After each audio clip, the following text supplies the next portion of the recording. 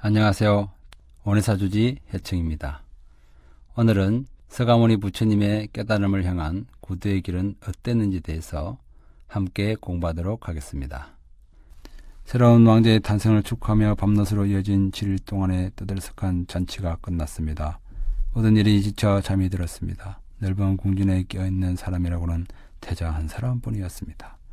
창문 틈으로 스며드는 고요한 달빛을 받으며 태자는 생각에 잠겼습니다. 한 나그네가 광야를 거리다가 코끼리를 만나 도망치고 있다. 두려움과 공포에 휩싸린 눈빛으로 혼신힘을 다해 달리고 있다. 마을은 아늑하고 나무익은 돌틈이거든 안전한 곳이 없다. 숨을 곳을 찾아 사방으로 내달리다 겨우 발견한 곳이 바닥이 말라버린 우물이다. 저곳이면 그래도 괜찮겠지. 우물 곁 등나무 뿌리를 타고 아래로 내려가다가 그는 다시 소스라치게 놀랬다. 컴컴한 바닥에 시커먼 동력이 입을 떡하니 벌리고 있는 것이다. 그때서야 먹잇감을 노리며 사방으로 혀를 내름거리는 4마리 독사가 눈에 들어왔다. 다시 위로 올라가야 할까? 그는 하얗게 질려버렸다. 쫓아온 코끼리가 코를 높이 켜들고 표효하고 있었다. 올라오기만 하면 밟아버릴 태세다. 믿을 것이라고는 가느다란 등나무 뿌리 한 줄기뿐이었다. 그러나 그 뿌리마저 흰지와 금은지가 번갈아 갉아먹고 있었다. 이제 어떻게 해야 하나. 두려움과 공포에 질린 얼굴 위로 뭔가 떨어져 입으로 흘러들었다. 꿀이었다. 등나무 근글 위에 벌집이 있었던 것이다. 똑똑똑똑똑 5방울의 달콤함과 감미로움에 취해 그는 눈을 감아버렸다. 바람에 나무가 흔들릴 때마다 벌들이 쏘아져 나의 온몸을 쏘아대고 2마리쥐가 쉬지 않고 뿌리를 갉아먹고 사방에서 독사들이 씩씩거리고 사나운 들불이 일어나 광야를 태우는데도 그는 눈을 꼭 감고 바람이 다시 불기만 기다렸다. 다시 5방울의 꿀맛만 기억하고 그 맛을 다시 볼 순간만 기약한 채 그는 모든 고통과 두려움을 잊고 있었다. 나의 삶도 이 나그네와 다를 바 없지 않는가. 달이 서쪽으로 기울 무렵 태자는 자리에서 일어나 태자비의 방으로 소리 없이 걸음을 옮겼습니다. 얇은 휘장 너머로 산탄과 젖먹이 시닥거리로 지친 야수다라가 깊은 잠에 빠져 있었습니다. 눈도 뜨지 못한 아이는 달콤한 꿈이라도 꾸는지 엄마 품에서 꼬물거리며 연신 빵긋거렸습니다. 너무도 사랑스러운 두 얼굴을 태자는 멀찍이서 물끄러미 바라보았습니다. 그렇게 한참을 서성이다 천천히 발길을 돌려 찬나의 방으로 향했습니다. 일어나라 찬나야. 태자님, 이 밤에 무슨 일이십니까? 깐따가에서 안장을 얹어라. 갈 곳이 있다. 지죽은 듯 고요한 카필라성의 문턱을 넘으며 태자는 다짐하였습니다. 늙고 병들어 죽어야만 하는 이 고통과 근심을 해결하지 못한다면 고향을 돌아오지 않으리라. 세상의 진리를 얻기 전엔 길고 나를 지켜주신 마 빠짜빠띠와 아내 야소다를 찾지 않으리라. 태자는 희미한 달빛의 의지에 길을 재촉하였습니다. 평생을 그림자처럼 따른 찬나는 떨칠 수 없는 불길한 예감으로 고삐를 늦췄습니다. 그러나 속내는 모르는 깐따가의 걸음은 날리기만 하였습니다. 동쪽 하늘이 밝아올 무렵 태자는 아노마 강가의 은빛 모래 언덕에 다다랐습니다. 강 너머는 말라의 땅이었습니다. 비단처럼 부드러운 안개 너머로 붉게 물든 아침 풍경이 신비로웠습니다. 말에서 내린 태자는 깐따가의 새하얀 갈기를 쓰다듬으며 말했습니다. 이제 너희들이 할 일은 끝났다. 곁에서 시중 드느라 수고 많았다. 찬나야, 깐따가와 함께 궁으로 돌아가라. 찬나는 나무둥지 같은 2 팔을 벌려 태자 앞을 가로막았습니다. 안됩니다. 뜻을 거두고 왕궁으로 돌아가십시오. 부디 부왕과 왕비님, 태자비님과 새로 태어난 왕자님에게 슬픔을 안겨주지 마십시오. 하지만 도도한 강물의 흐름 같은 태자의 결심을 돌이킬 수는 없었습니다. 결연한 눈빛으로 찬나를 바라보던 태자가 천천히 칼을 냈습니다. 누구도 함부로 손댈 수 없던 태자의 검푸른 머리카락이 허공에 흩어졌습니다. 태자는 상투를 장식했던 화려한 구슬을 찬나의 손에 쥐어 주었습니다. 보왕께 전해다오. 나라를 내놓고 새로운 길을 찾아 숲으로 들어간 왕들은 예전부터 있었다고. 그러니 못난 짓이라 너무 나무라지만 마시고 전해다오. 젊고 건강하다지만 병들어 죽는 일엔 정해진 때가 없으니 마냥 안심하고 지낼 수만은 없었다고. 최상의 진리를 얻기 전엔 결코 돌아가지 않을 것이라고 전해다오. 태자는 몸에 지녔던 장신구를 하나하나 풀었습니다. 이것은 왕비께 전해드리고 이것은 태자비께 드려라. 부디 슬픔에 오래 잠기지는 마시라고 전해다오. 찬나는 태자의 발 아래 허물어졌습니다. 거칠고 강인한 찬나의 두 눈에 눈물이 그치질 않았습니다. 뜻을 거두지 않으시겠다면 차라리 저를 데려가십시오. 맹수와 뱀이 득실거리고 포악한 도둑질이 출몰하는 이곳에 태자님을 혼자 버려둘 수 없습니다. 찬나야, 인생이란 홀로 태어나 홀로 죽는 것. 어찌 영원한 동반자가 있겠느냐. 늙고 병들어 죽어야 하는 험난한 여정 속에서 너와 난들 어찌 영원히 함께 살 수 있겠느냐. 나는 이제 새 길을 갈 것이다. 찬나는 애원하였습니다. 저 혼자 왕궁으로 돌아가면 왕께서 저를 벌하실 게 분명합니다.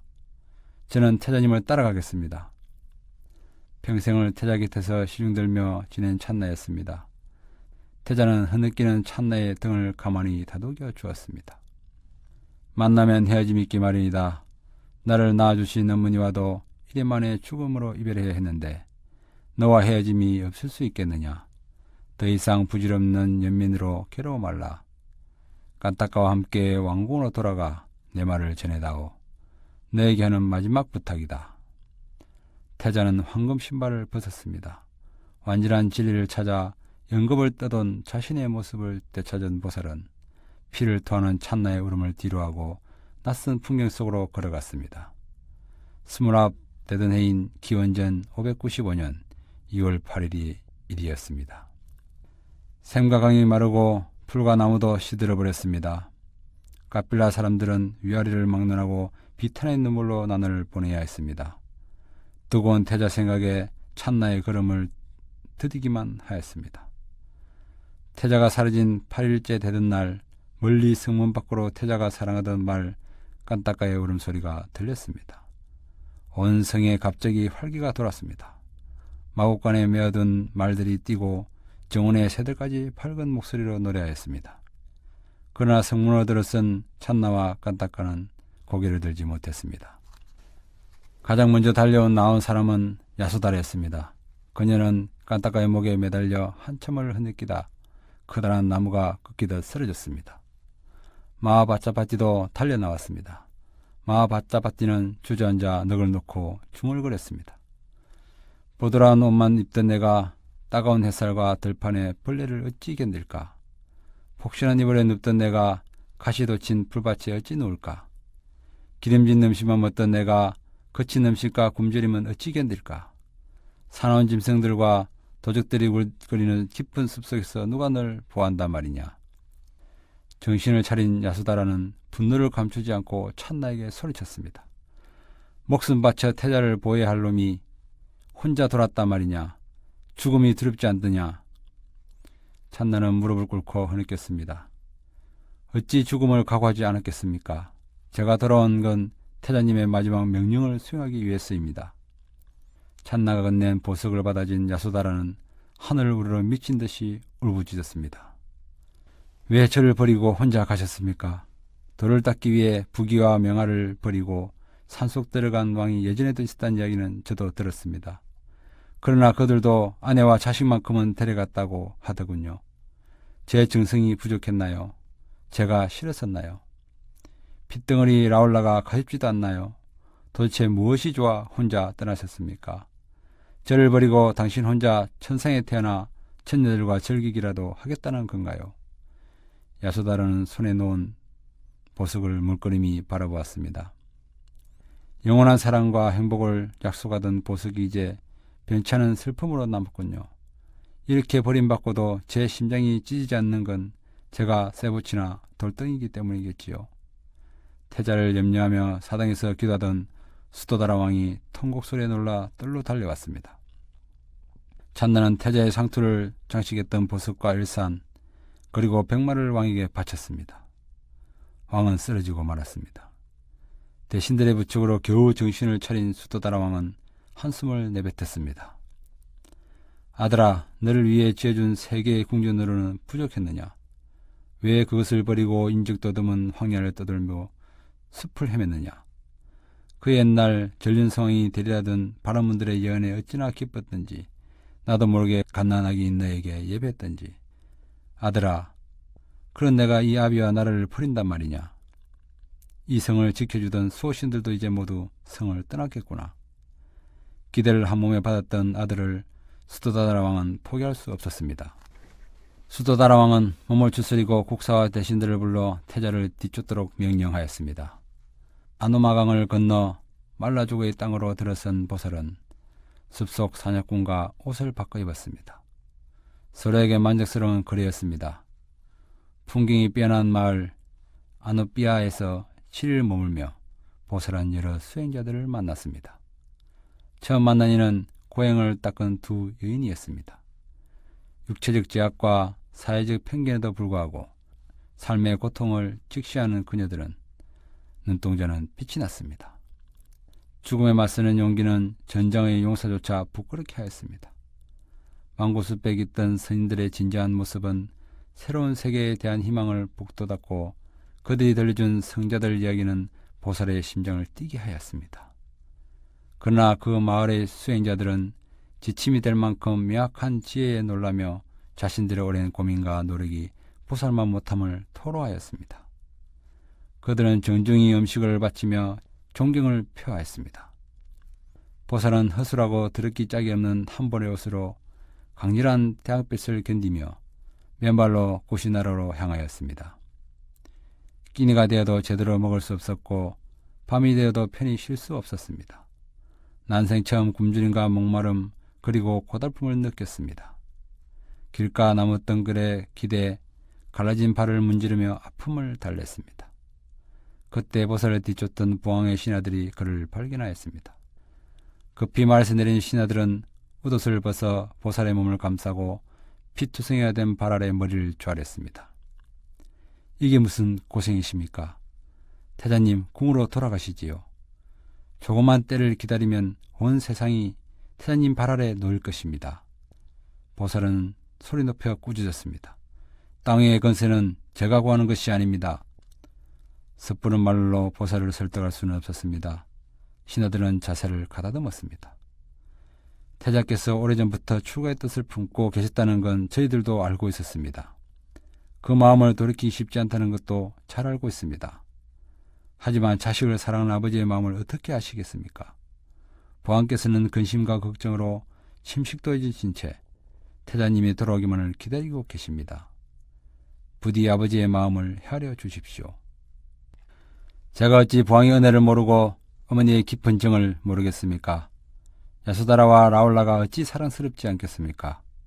제가 출가하려는 것은 부모님을 모시기 싫어도 아니고 가족이 싫어서도 아닙니다.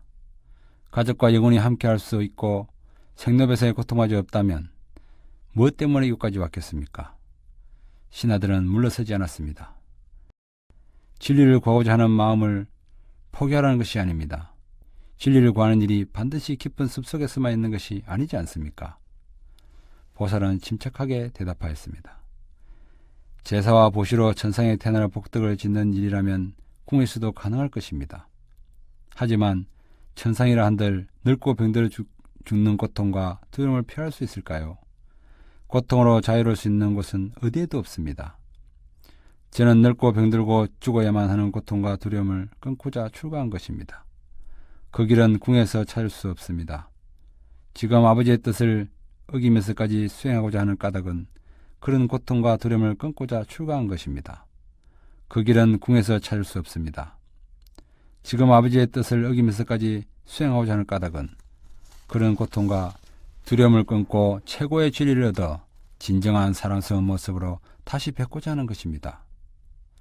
태자님의 말뜻은 알겠습니다. 하지만 이미 수행하고 있는 사람들의 말도 제각각이지 않습니까? 어떤 사람은 다음 생에 가보가 있다고 말하고 어떤 사람은 그런 것은 결코 없다고 말하기도 합니다. 이미 오랫동안 수행한 스님들도 미래의 가보가 있는지 없는지 확신하지 못하고 있습니다. 그런데 왜 확실한 현세의 부귀영을 버리고 확실시도 않은 다음 생의 가보를 찾으려 하십니까? 생사의 가보도 있는지 없는지 확신할 수 없는데 어찌 해탈을 구하자 하십니까? 많은 이들이 해탈을 말하지만 그건 더더욱 장담할 수 없는 일입니다. 나는 지금 누구를 따르기 위해 누구의 가르침을 실천하기 위해 추구한 것이 아닙니다. 게다가 나는 바보가 아닙니다. 그들의 말이 믿을 만한지 아닌지는 판단할 수 있습니다. 제발 그 사람들의 말만 앞세워 나에게 따지고 물으려 들지 마십시오. 금강석처럼 굳건한 보살의 의지를 신하들은 꺾을 수 없었습니다. 그들은 보살의 두 발에 매달려 애원하였습니다. 타자님 제발 뜻을 거두고 궁으로 돌아가십시오.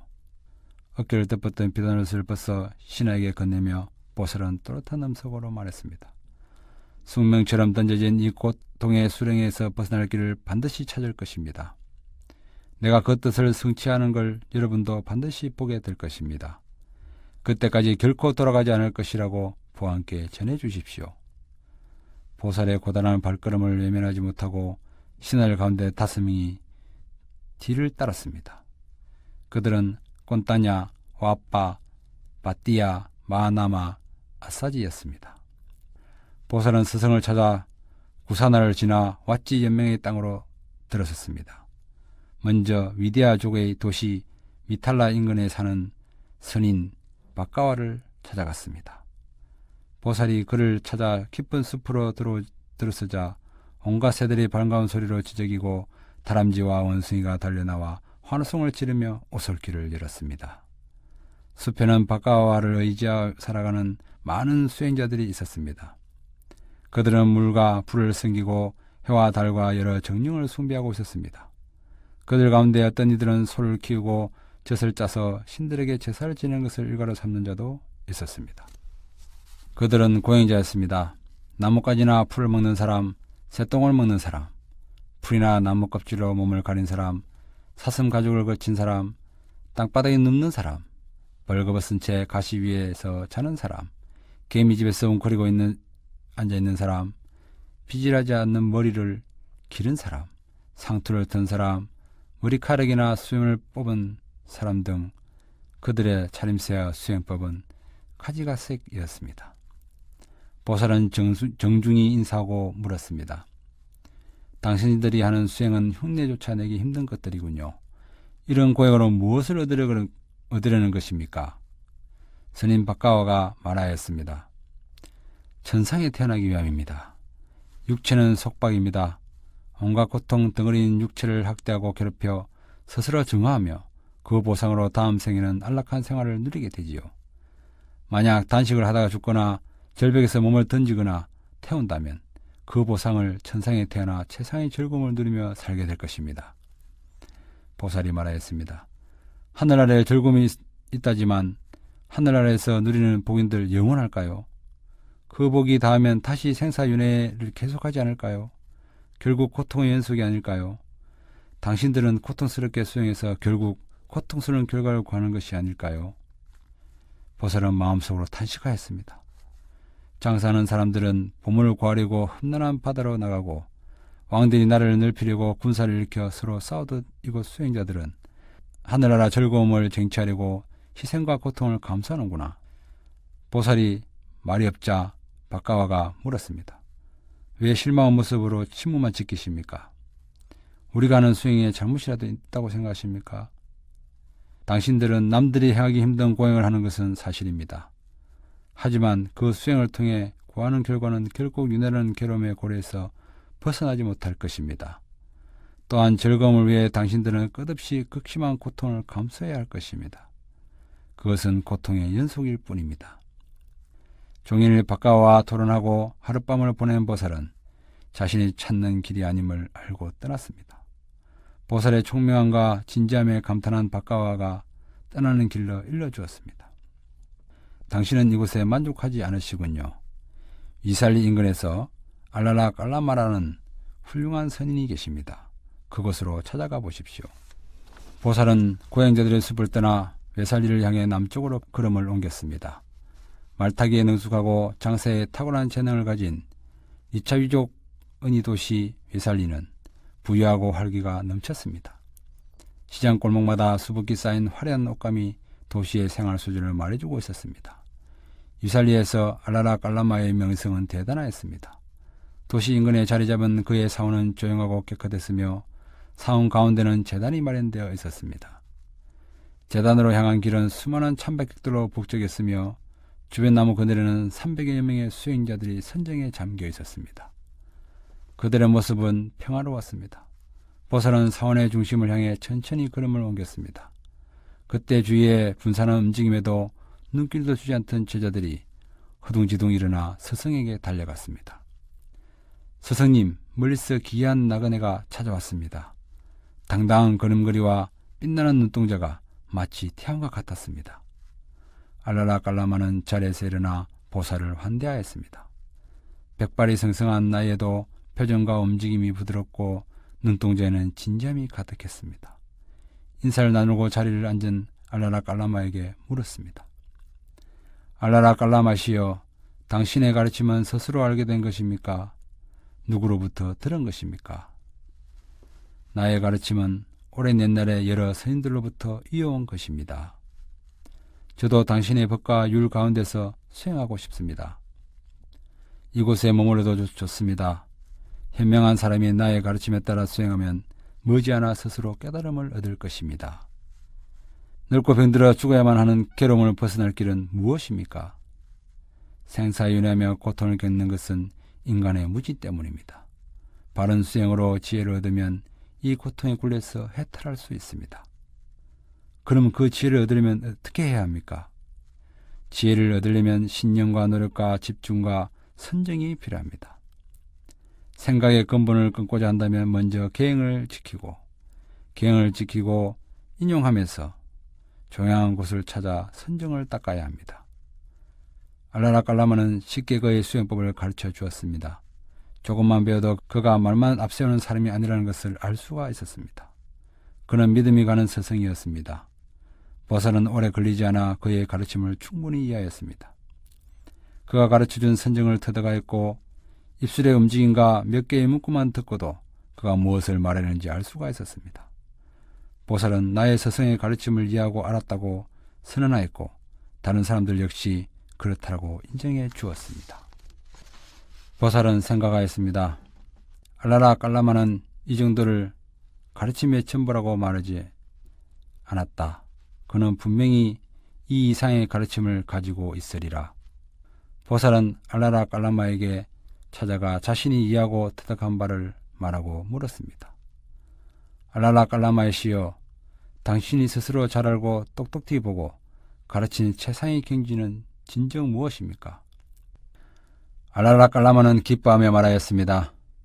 나는 16세 출가해 104년 동안 수행에 매진하였습니다.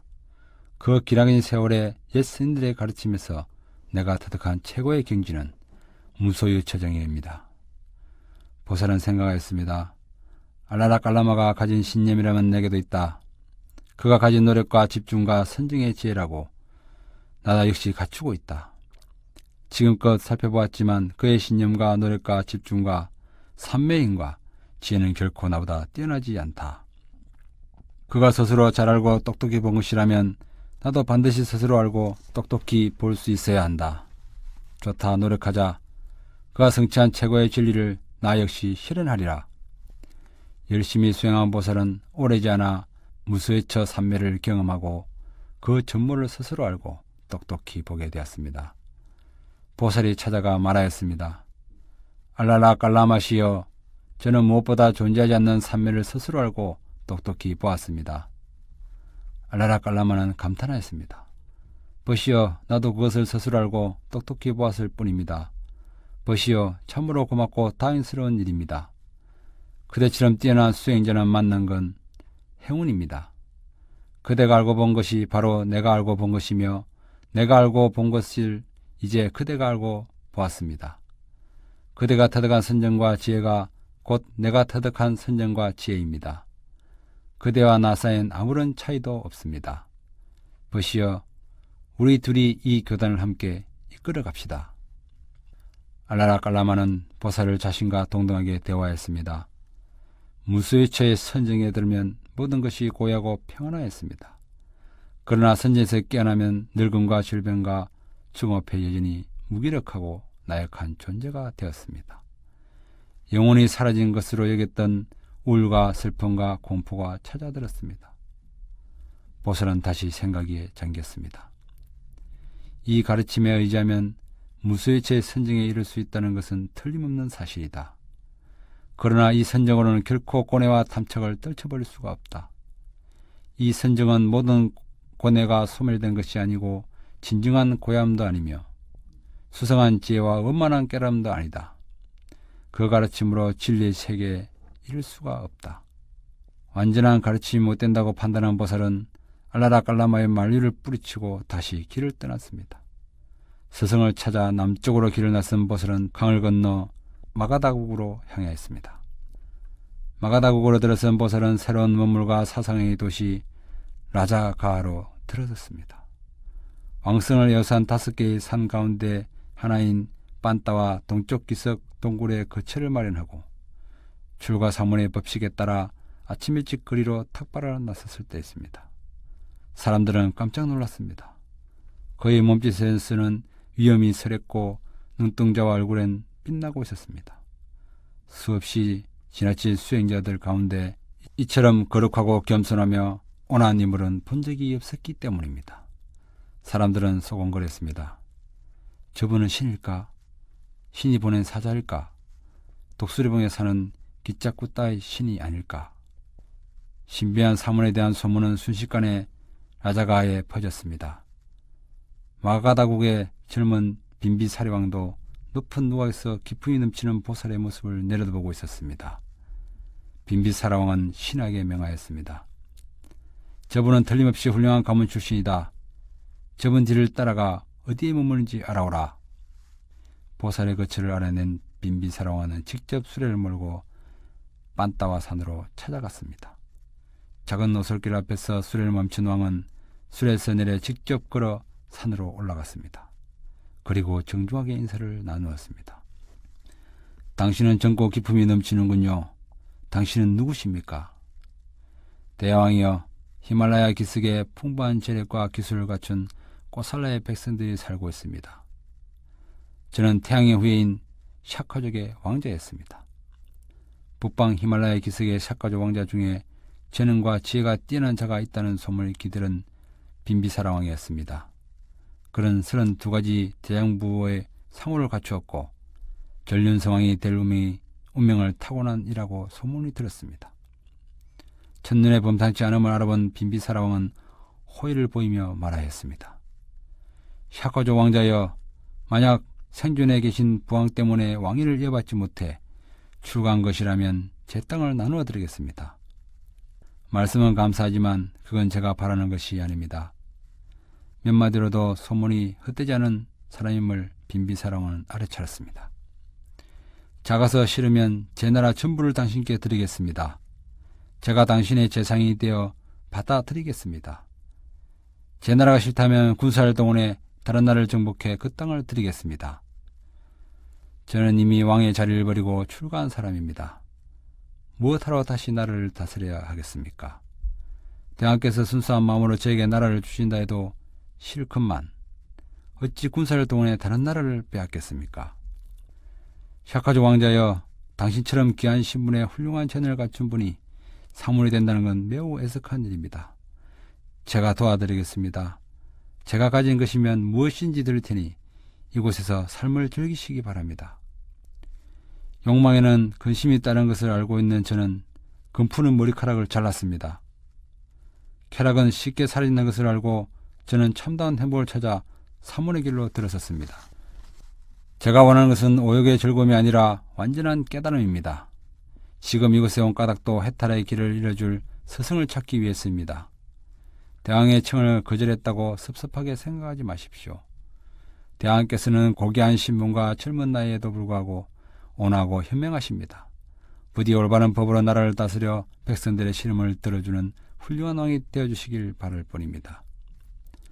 빈비사라왕은 두 손을 내밀어 부탁하였습니다. 소원대로 완전한 깨달음을 성취하시거든 가장 먼저 이 도시를 찾아주십시오. 제일 먼저 저를 깨우쳐 주십시오. 37년 동안 이어진 빈비사라 왕과의 우정은 이렇게 시작되었습니다.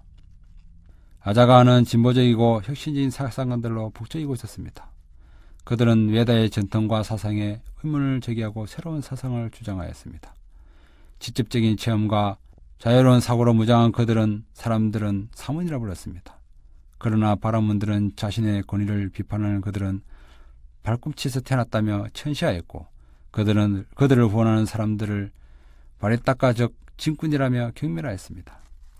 수행자들을 환대하던 마가다구의 젊은 빈비사랑 덕분에 라자가와는 사문들의 도시가 되었고 그들 가운데는 뿌라나 까사빠, 빠꾸다 까짜나, 아지따 깨삼 카발라, 마칼리 고살라, 산자야 벨라띠 붓다, 니간 따나따 붓다, 우따 까라마 붓다 등은 대중들로부터 상당한 존경으로 주목을 받고 있었습니다. 뿌라나 까사빠는 노예 아들로 태어난 사문이었습니다. 그를 혐오하고 비판하는 이들은 나체 수행자였던 그를 도망치다가 주인에게 붙잡혀 옷을 빼앗기고는 평생 발벗고 사는 자라며 비하했습니다. 그는 웨다의 근거한 재상의 공덕과 도덕 바라문들의 권위를 부정하였습니다. 도덕이나 특정한 사회의 일시적 관념일 뿐 영원한 규칙도 진리도 될 수 없다며 신랄하게 비판하였습니다. 살생이나 사음, 음주, 강도 등의 행위도 악업이 아니며 또한 악업에 의한 가부도 존재하지 않으며 제사, 보시, 극기, 절제 등도 선을 쌓는 것이 아니며 선의 가부도 없다는 극단적인 발언도 서슴지 않았습니다. 빠꾸다 까짜나는 변하지 않는 7가지 요소 즉 흥, 물, 불, 바람, 괴로움, 즐거움, 영혼으로 세계는 구성되어 있으며 이외의 인격적 주체는 달리 없다고 주장하였습니다. 즉 이 7가지 자기 요소는 파괴되지도 않고 상처받지도 않는 것이므로 예리한 칼로 사람의 머리를 베어도 그 사람의 생명을 빼앗는 것이 아니지며 단지 칼이 7가지 요소들 틈으로 비집고 들어가는 것이 불가하다고 주장하였습니다. 행위와 인격의 주체를 인정하지 않는 그는 도덕과 윤리를 불필요한 덕목으로 보았습니다. 아지까 깨산 깜빨라는 흙, 물, 불, 바람의 4가지 요소만 실제로 인정하였습니다. 몸과 감각기관과 감각의 대상 등이 모두 이 4가지 요소로 구성된 것이며 의식 역시 누룩에서 술이 생기듯 물질에서 생성된 것이라고 보았습니다.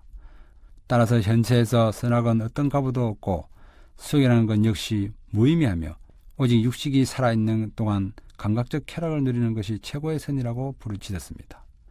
마칼라 고살라는 한때 니간 따나따 붓다와 함께 수행한 적이 있었고 단신과 고행으로 완벽한 자기 억제를 얻었다고 신들의 칭찬을 받았다는 명성을 누린 사상가였습니다. 그 역시 나체로 생활하였으며 마가다, 고살라 등지에서 많은 지지자들을 확보하고 있었습니다. 그는 인간을 포함한 모든 생명체들이 현실적으로 경험하는 고통과 즐거움은 주어진 운명과 그들의 속한 종 그리고 그들의 천성에 의해 결정된다고 보았습니다. 따라서 정해진 기간 동안 이미 결정된 고통과 즐거움을 감당해내야 하며 인위적인 노력과 행위는 해탈이라는 그 정해진 기간이 끝나는 것을 말하므로 어리석은 자건 현명한 자건 던져진 실타래처럼 실이 다 풀릴 때까지 840만 대급을 윤회해야 고통이 소멸될 수 있다고 말하였습니다. 그는 인간의 의지적 노력을 부정한 운명론자였습니다. 마칼리 고사라를 따르는 이들은 아주이 까라라 불렀습니다. 산자 라벨 랍디 붓다는 저 세상이 있는가 하고 물으면 만약 내가 저 세상이 있다고 생각하면 그렇다고 말하겠지만 나는 그렇게 말하지 않는다. 난 이렇게도 생각하지 않고 저렇게도 생각하지 않으며 나는 남과 다르게 생각하지도 않고 그것을 부정하지도 않는다. 나는 다른 세상이 있다고 생각하지도 않고 없다고도 생각하지 않는다. 라고 대답하였습니다. 사람들은 그를 미끈거리는 뱀장어가 이리저리 빠져나가듯 갈피를 못 잡게 하는 사람이라며 아라마이 깨삐까라 불렀습니다. 니간타 다라따 붓다는 나따 쪽 출신의 니간타 교도인 와르다마나를 지칭합니다. 니간타는 속박에서 벗어났다는 뜻입니다. 니간타는 몸과 마음의 속박에서 벗어나려는 목적으로 고행하는 사람들로서 오랜 전통을 가지고 있었습니다. 이 무렵 진화의 전통을 있는 새로운 진화가 등장하게 되었습니다. 상업도시로 번창한 이살리 북부에서 태어난 왕족 출신 와르다마나가 30세에 니간타에 출가하여 고행으로 깨달음을 얻은 것입니다. 그는 위대한 영웅, 즉 마하위라라 칭송되었으며 유살리와 라자가에서 존경을 받고 있었습니다. 그는 웨다의 권위를 부정하였으며 바라문들의 제사의식을 무의미하고 무가치한 것으로 보았습니다. 또한 제사를 지내기 위해 짐승을 죽이는 것은 도리어 죄가 된다며 배척하였습니다. 그는 살생, 도둑질, 음행, 거짓말을 금하는 윤리강정을 제정하였고 철저한 무소유를 생활방식으로 채택하였습니다. 또한 현실을 고통이 가득 찬 곳으로 보고 이런 고통이 반복되는 윤회에서 벗어나라고 주문하였으며 또 그 길도 제시하였습니다. 그는 모든 생명체들이 무한한 지혜와 힘을 가지고 있다고 본래 안락한 순수 영혼, 즉 지화를 가지고 있음에도 불구하고 신업, 업, 의업의 속박에 갇혀 자유롭지 못함으로 고통스러운 삶을 계속하게 된다는 것이라고 보았습니다. 따라서 지화가 업의 속박으로부터 자유로워지기 위해서는 도덕적 행위를 하고 감각기관의 활동을 제함으로써 새로운 업의 유입을 차단해야 하고 고행을 통해 내재된 업을 정화시켜야 한다고 주장하였습니다. 우따까라마 붓다 역시 수많은 사람들로부터 존경을 받으며 700명의 제자를 가르치고 있었습니다. 보살은 새로운 스승을 찾아 라자가의 수많은 수행자들을 편력하다가 드디어 그를 찾았습니다. 당신의 스승은 누구입니까? 나는 스승 없이 스스로 깨달았습니다. 당신은 어떤 분입니까? 수행자여, 나는 실로 환희하는 자입니다. 나는 실로 일체를 이긴 자입니다. 구원뿌리를 뽑아내는 자입니다. 그럼 당신은 무엇을 가르치십니까? 나는 모든 고통에서부터의 해탈을 가르칩니다. 당신이 가르치는 해탈은 어떤 것입니까? 해탈이란 생각이 있는 것도 아니고 없는 것도 아닌 비비상처정을 말합니다. 그것이 곧 모든 고통으로부터의 해탈입니다. 보살은 생각했습니다. 우따까마라 붓다가 가지고 있는 신념이라면 내게도 있다. 그가 가진 노력과 집중과 선정의 힘과 지혜라면 나 역시 갖추고 있다. 그가 스스로 알고 터득한 것이라면 나 역시 알고 터득할 수 있다. 좋다. 노력하자. 그가 성취한 최고의 진리를 나 역시 실현하리라. 열심히 수행한 보살은 오래지 않아 비비상처정을 경험하고 그 전모를 파악하였습니다. 그러나 여전히 의문은 남았습니다. 우따까라마 붓다의 가르침은 고뇌로부터 완전한 해탈도 해탈하는 길도 아니었습니다. 우따까라마 붓다는 분명히 알지 못하면서 나는 일체를 이긴 자다라고 하고 굽어진 뿌리들을 뽑아버리지 못했으면서 나는 굽어진 뿌리를 다 뽑아버렸다고 말하고 있었습니다. 보살은 우따까라마 붓다에게 다시 물었습니다. 이것보다 더 높은 경지와 지혜는 없습니까? 이것보다 더 높은 경지와 지혜는 없습니다. 이것이 완전한 깨달음이고 해탈입니다. 생각이 있는 것도 아니고 생각이 없는 것도 아닌 경지에 나라는 것이 있습니까? 그렇지 않으면 나라는 것이 없습니까? 만약 내가 없다고 말하면 생각이 있는 것도 생각이 없는 것도 아니다라고 말할 수 없어야 합니다. 만약 내가 있다고 말한다면 그건 여전히 분별하고 있는 것입니다. 그렇다고 분별이 전혀 없다고 말한다면 그 사람은 목석과 다름없게 됩니다. 만약 분별함이 있다면 아직도 법내에 물들고 매달림이 있다는 것이니 해탈이라 할 수 없지 않습니까? 우따까라마 붓다는 입을 열지 못했습니다. 한참을 머뭇거리던 그가 입을 열었습니다. 내가 터득한 최고의 선정과 지혜는 이것뿐입니다. 그대의 수행력과 지혜는 놀랍습니다. 버시어 우리들이 이 교단을 함께 이끕시다. 보살은 만족할 수 없었습니다. 당신은 거친 번뇌는 끊었지만 아직 미세한 번뇌가 남아있는 것을 알지 못합니다. 그런데도 궁극적인 문제를 해결했다고 스스로 생각하고 있습니다. 미세한 번뇌는 보이지 않게 다시 자라나 비참한 삶으로 이끌 것입니다. 당신은 영원한 안락의 땅으로 건너간 것이 아닙니다. 나라는 관념을 남김없이 모두 없애야만 진정한 해탈이라 할 수 있습니다. 자리에 반을 비우며 앉기를 권하던 우따까라마 붓다의 호의를 뿌리치고 보살은 다시 남쪽으로 향했습니다. 아자가에 더 이상 의지할 만한 서성은 없었습니다. 지구의 성과 최상의 길을 찾아 보살의 발길은 남쪽 가야로 항해했습니다. 그 뒤를 꼰따냐, 와빠, 바띠야, 아하나마, 아사지 5사람이 따랐습니다. 가야산 꼭대기에 오른 보살은 나무 아래 불을 깔고 깊은 생각에 잠겼습니다. 길고 긴 고통의 원인인 번뇌와 속발을 어떻게 하면 태워버릴 수 있을까? 그때 맑고 선명한 생각이 떠올랐습니다. 물에 축축하게 젖은 나무 토막으로는 불을 피울 수 없다. 그런 나무 토막을 주어 불을 피우려고 부싯돌을 켜는 사람이 있다면 그는 결코 불을 얻을 수 없다. 그 사람은 소득도 없이 피곤할 뿐이다. 삼원 바람문들 가운데 현재 몸과 마음을 오욕의 강물에 내던지고 그런 사람들이 있다. 그들은 오욕에 목말라 하고 오욕에 욕심을 내고 오욕에 열을 내고 오욕을 추구한다. 그들은 오욕을 향한 마음을 버리지 못하고 정하지도 못하고 있다. 그런 수행자는 경멸하고 모진 고통을 하지 않더라도 진리를 보고 알고 깨닫는 것이 불가능하다. 물속에 던진 나무 토막에 부싯돌을 켜는 것처럼 소득이 없다. 물에서 건졌지만 물기가 마르지 않은 나무 토막으로 불을 피울 수 없다. 그런 나무 토막을 주어 불을 피워야지 라고 생각하며 부싯돌을 켜는 사람이 있다면 그는 결코 불을 얻을 수 없다. 그런 사람은 소득이 없이 피곤할 뿐이다. 삼원 바람원 가운데 오욕의 강물에 빠져나와 생활하지만 마음속으로 여전히 오욕에 목말라 하고 오욕의 욕심을 내고 오욕에 열을 내고 오욕을 추구하는 이들이 있다. 그들은 오욕으로 향한 마음을 버리지 못하고 정하지도 못하고 그러고 있다. 그런 수행자는 격렬하고 모진 고행을 하더라도 진리를 보고 알고 깨닫는 것은 불가능한 일이다. 뿐만 아니라 고행을 하지 않더라도 진리를 보고 알고 깨닫는 것이 불가능하다. 물기가 마르지 않은 나무 토막에 부싯돌을 켜는 것처럼 소득이 없다.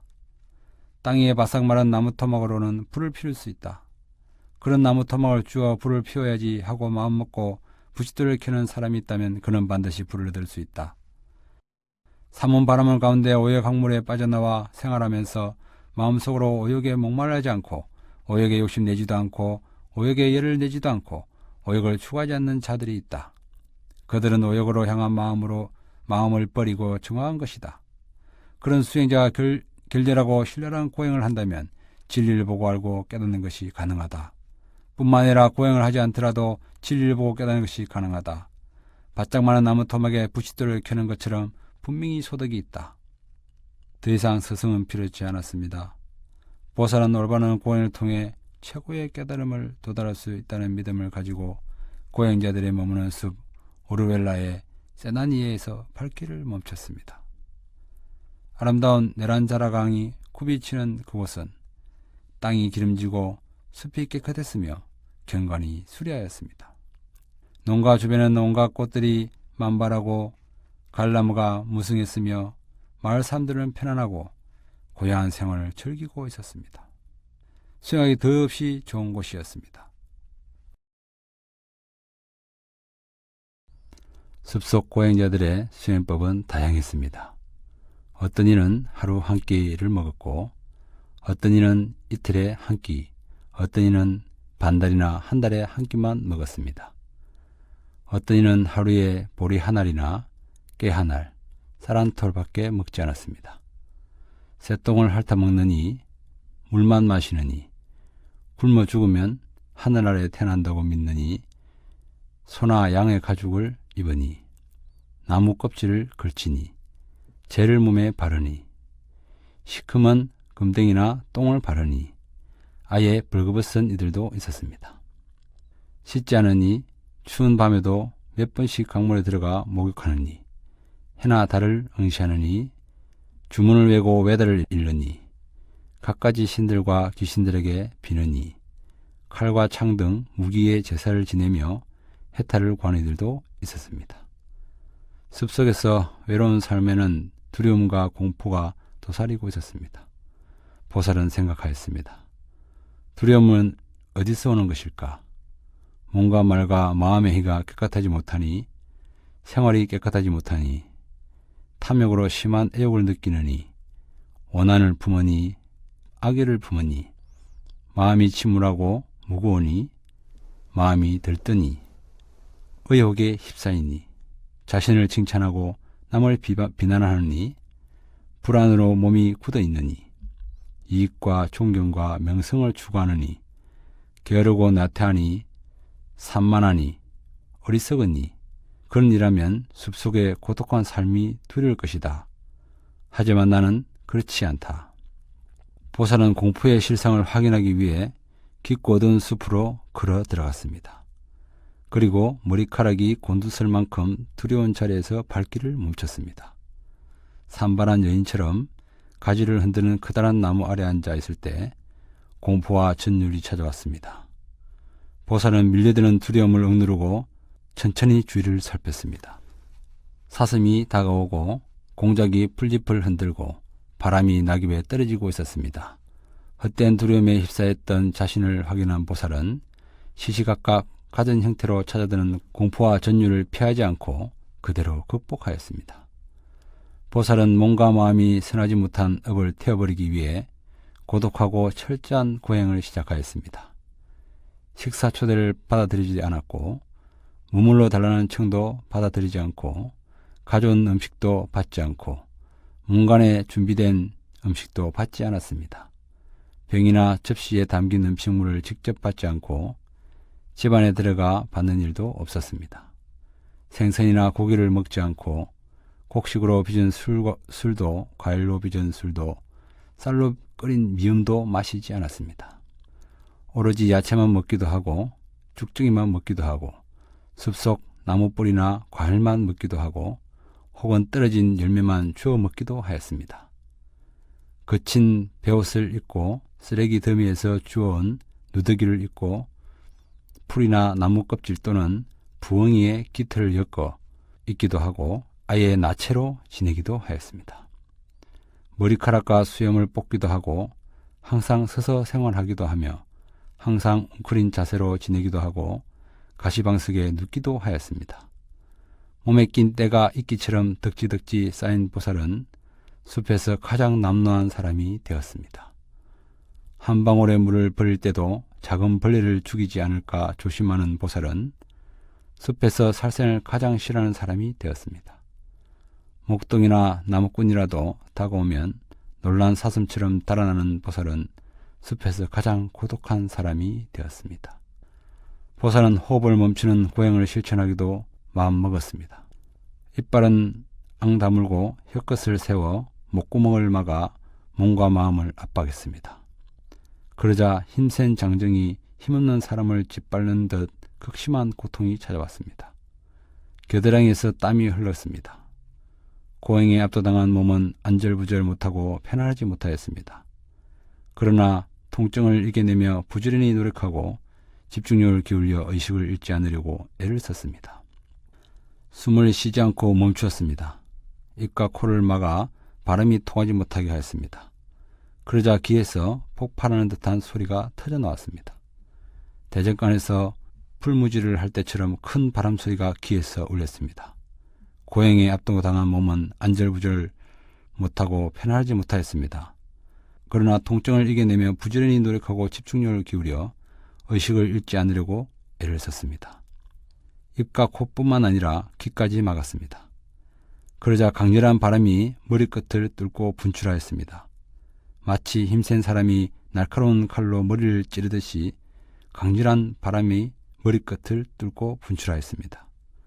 고행에 압도당한 몸은 안절부절 못하고 편안하지 못하였습니다. 그러나 통증을 이겨내며 부지런히 노력하고 집중력을 기울여 의식을 잃지 않으려고 애썼습니다.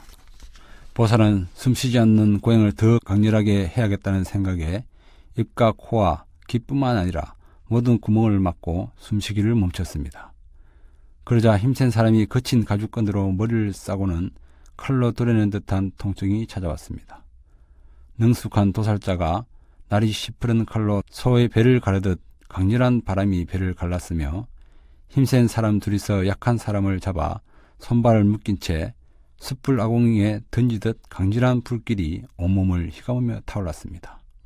고행으로 짓눌린 몸은 안절부절 못하고 편안하지 못하였습니다. 그러나 통증을 이겨내며 부지런히 노력하고 집중력을 기울여 의식을 잃지 않았습니다. 호흡을 멈추고는 고통을 통해 만족스러운 결과를 얻지 못한 보살은 음식을 먹지 않은 고행을 실천하려고 마음먹었습니다. 음식을 줄여나가던 보살은 강낭콩 또는 완두콩으로 만든 죽을 한 방울씩만 먹게 되었습니다. 점점 야해가던 몸은 결국 피로와 굶주림을 이기지 못해 쓰러지고 말았습니다. 그러나 보살은 멈추지 않았습니다. 마른 덩굴처럼 뼈마디가 붉어지고 엉덩이는 낙타말처럼 말라버렸습니다. 등뼈가 쇠사슬처럼 드러나고 갈비뼈는 낡은 건물의 석가래처럼 울퉁불퉁 모습을 드러냈습니다. 백가죽은 만져버리고 손을 뻗으면 등뼈가 만져지고 등뼈를 만져버리고 손을 뻗으면 백가죽이 만져졌습니다. 보살은 소변을 보러 일어서다가 넘어지기 일쑤였습니다. 기력이 없으니 스스로 일어서지도 못했습니다. 늙은 노인처럼 숨길이 가늘어지고 손발이 마음대로 움직여지지 않았습니다. 저린 팔다리를 쓰다듬으며 뿌리가 썩어버린 털들이 후드득 떨어지고 황금빛으로 빛나던 피부는 익진에 딴 조롱박처럼 바람과 햇살에 까맣게 타들어갔습니다. 오직 깊은 우물 속 반짝이는 물처럼 움푹팬 눈덩이 깊숙이 눈동자만 빛나고 있었습니다. 바라문 수행자들은 그런 보살을 보고 손가락질을 하였습니다. 삼은 곧담아는 금둥이였구나. 어린 목돈들까지 다가와 침을 뱉고 오줌을 싸고 흙을 뿌렸습니다. 에이 더러운 녀석아. 죽음의 문턱을 넘나든 고행이었습니다. 수행을 함께하던 5 수행자는 감히 흉내낼 수 없는 처절한 고행에 감탄하며 곁에서 보살을 보호하였습니다. 숲속 고행자들 역시 내심 존경의 눈빛을 감추지 못했습니다. 그러나 보살은 만족할 만한 결과를 얻지 못하고 생각에 잠겼습니다. 과거 어떤 고행자도 나보다 격렬하고 모질고 찢는 듯한 고통은 맛보지 못했을 것이다. 미래의 어떤 고행자도 나보다 격렬하고 모질고 찢는 듯한 고통은 맛보지 못했을 것이다. 현재의 어떤 고행자도 나보다 격렬하고 모질고 찢는 듯한 고통은 맛보지 못했을 것이다. 이토록 격렬하고 모질고 찢는 듯한 고행에도 불구하고 해탈은 찾아오지 않았습니다. 해탈은 그냥 성스럽고 거룩한 진리의 실마리조차 얻지 못했습니다. 깨달음을 위한 다른 길이 있음에 틀림이 없었습니다. 육신을 학대하던 수행은 기대와 달리 극심한 고통을 남겼습니다. 고행은 깨달음의 방편이 될 수 없었습니다. 어떤 서성이나 가르침도 더 이상 보살의 의지처가 될 수 없었습니다. 보살은 문득 어린 시절 기억 하나를 떠올렸습니다. 부왕과 함께 참석한 농경지에서 잠부나무 그늘에 앉아 선정에 잠긴 일이었습니다. 그때 나는 애욕과 선하지 못한 것들을 떠나 깊은 사색에 잠겨 있었지. 바르고 차분하게 사유를 하며 애욕을 떠났을 때 나에게 기쁨과 즐거움이 찾아왔었지. 바로 그것이 깨달음으로 향하는 입구가 아닐까. 지난 날을 낱낱이 기억하고 사유한 끝에 판단을 내렸습니다. 그렇다. 그것이 깨달음의 입구다. 잠부나무 아래에서 선정은 지금까지의 그 무엇과도 비교할 수 없을 만큼 기쁨이 있었던 것입니다. 누구도 걷지 않는 새 길이 보였습니다. 보살은 고행으로 뼈만 앙상한 몸을 돌보았습니다.